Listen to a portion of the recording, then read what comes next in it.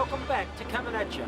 Triple M Ravenswood Raceway has been an integral part of motor racing in Western Australia from the late 60s. Drag racing, like most other sports, requires time and dedication.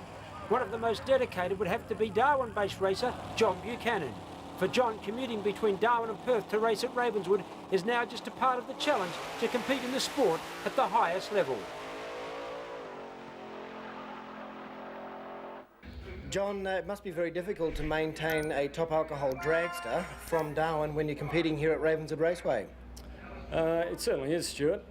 It's very difficult for me because the last two vehicles I've been associated with, I've spent a lot of time working on them myself, and I've had to abdicate a lot of that responsibility to my crew chief, Ian Jenkins, who thankfully I can rely on very heavily. He's a great man in a tight situation, and as long as I keep sending him the money, he keeps putting the car together in a more than quality fashion. Well, John, it seems to be the catch cry of all motorsports, send more money. How do you manage to keep the car and the team going in one direction? Sponsors must be essential. Sponsors are essential, Stuart, for sure. There's a whole list of things that are involved in what it takes to keep my vehicle on the track. Predominantly, I'm working in Darwin at the moment for that very reason, to earn enough money to support my racing operation. There wasn't sufficient opportunities at the time in Perth, and rather than go to the East Coast, I decided to go to Darwin, mainly because I hadn't been there, and it looked like a golden opportunity to go and experience the north of the country. But apart from that, sponsorship is very important. I have some people that help me out excuse me, to the best of their ability. Sprintex Superchargers are one of them, a West Australian-based company, and they support me as much as they can at the moment.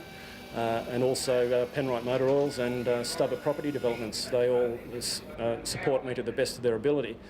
But I'm really looking for a major sponsor to step up and provide a budget with which we can really do some serious racing. John, the current car is a top alcohol dragster, runs a supercharged aluminium Keith Black engine. Where did you come from? You didn't start out jumping into a 6-second top alcohol car. No, not at all. I guess I started off the same way as a lot of young guys do. I became interested in vehicles and started to do the wrong thing on the street when I was a young lad, and I made a decision very early on that wasn't a smart move, and I decided to look at building a drag car for myself, because I'd been to the track here a number of times as a spectator, and I met some of the racers after the meeting, after one particular meeting, and realised that it was a very good social scene, and they were a very friendly bunch of people, and I decided it was a good sport to become associated with. So Gary O'Neill, who works on my race car still to this day, and myself put together a small Ford Capri with a rather large engine in it, and decided to race that in the super sedan class here. With mixed results, but we had a lot of fun and learnt a lot of the basic lessons that you need to when you're racing down here at Ravenswood. From then we progressed to a small rear engine dragster, which was a fuel injected small V8 powered car, which we managed to reset the national record with at one stage. And the next logical progression from that for the typical drag racer is to move up to a slightly quicker class, and that's what I've done with the alcohol dragster. And there's one more step on the ladder that I would like to move up to one day. Well, the move from an alcohol car to the kings of the sport, a top fuel car, has been a plan for you for quite some time. Is it any closer, John? Possibly. Shall I put it another way? The opportunity is there. Do you now need just one more component, the sponsors, to help carry your name forward? I certainly do if I was to go out and do it by myself. I have had negotiations with some other people that may present another opportunity, another avenue for me. But I would certainly like to race my own car with my crew. As I said, the guys I trust with my life every time I run the car, basically, and I know I can trust them to do the jobs that they've got assigned on the crew.